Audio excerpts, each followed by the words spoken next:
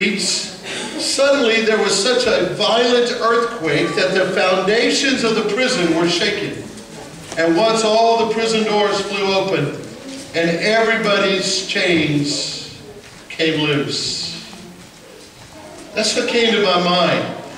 It says that there was a great earthquake that had taken place. There was a violent earthquake, and it says that the foundations of the prison were shaken, and at once all the prison doors flew open and everybody's chains came loose. Now, how many of you know that put fear in a lot of people's lives? Prison doors being open and all the prisoners running out. You can imagine the guards, you can imagine everybody here, and you can imagine it being on the news. Prison riots taking place. Hundreds, thousands of prisoners set free and loose in the streets. And everybody, what? It brings what? Fear into everybody's heart. Call the bounty hunters. We need help.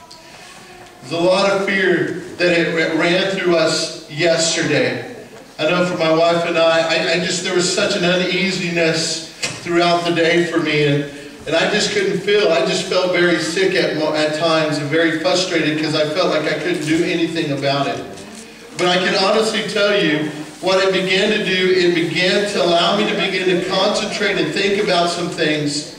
And I needed to really think about one particular question.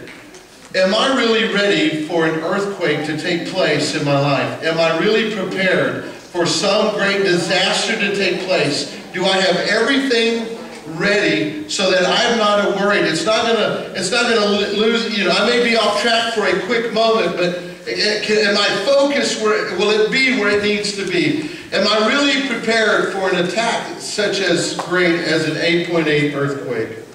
So it also got me thinking, well, what is an earthquake? And I began to kind of reminisce, and you can honestly play words. You can put words to the earthquake, and it can be summed up in one word, I think, called upheaval.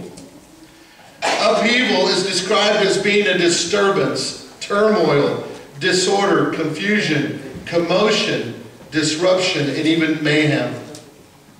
And what's interesting about it is the first one is something that's taken everybody by surprise. The first earthquake.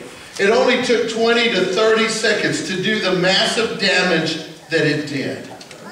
But interesting enough, though it had occurred, no one really is prepared for the aftershocks that take place. And all of a sudden you kind of try to embrace yourself for maybe one or two, but over 70 of them?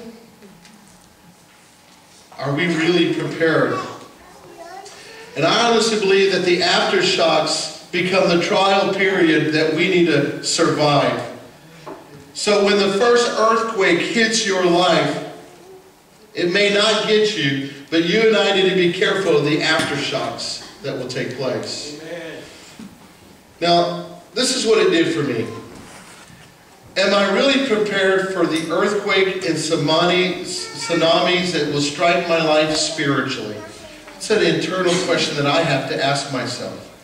Am I ready physically for an earthquake or tsunami, but am I really ready spiritually to take on the spiritual earthquakes and the tsunamis, the disasters, the mayhem that the devil throws at me from day in and day out?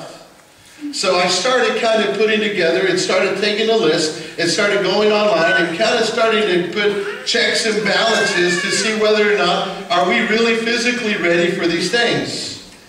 Some of the things that they came up with is this. There were 4 ways to plan ahead and prepare yourself before a disaster hits, such as an earthquake. It says that you need to check for hazards in your home, is the first thing.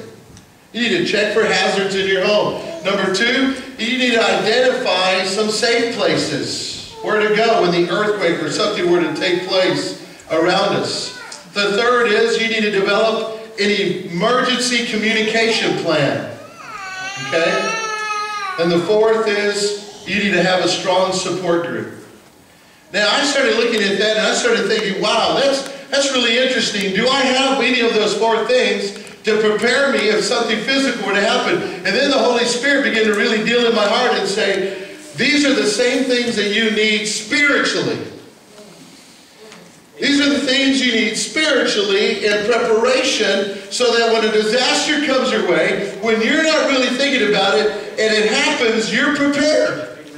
If someone that you love dearly is taken to be with the Lord, you know, it's not going to throw you off so much so that you're going to blame God and get angry with God. Instead, what you're prepared for is that you're prepared to trust in the God. Amen. And this can happen in a relationship, in a marriage, and you just feel like it's kind of falling apart, or a relationship with your children, and no matter what it may be, the devil comes to kill, steal, and destroy your life. And are you ready? Are you ready? And so I started thinking about it. I need to check for hazards in my home. I got to literally go in my house and check to see if there are strongholds in my life, strongholds in my household that will keep us from bringing peace in my house. Amen. Because when disaster hits spiritually, then guess what happens? All of a sudden, when I'm not ready for it, all of a sudden something hits me on the side, and I have a tendency of pointing a finger at my wife or my children or just other people around me.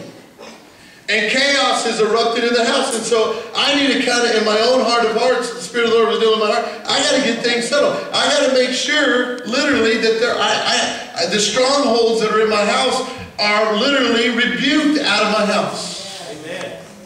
You following me? Amen. You got to make sure that loose ends are tightened up.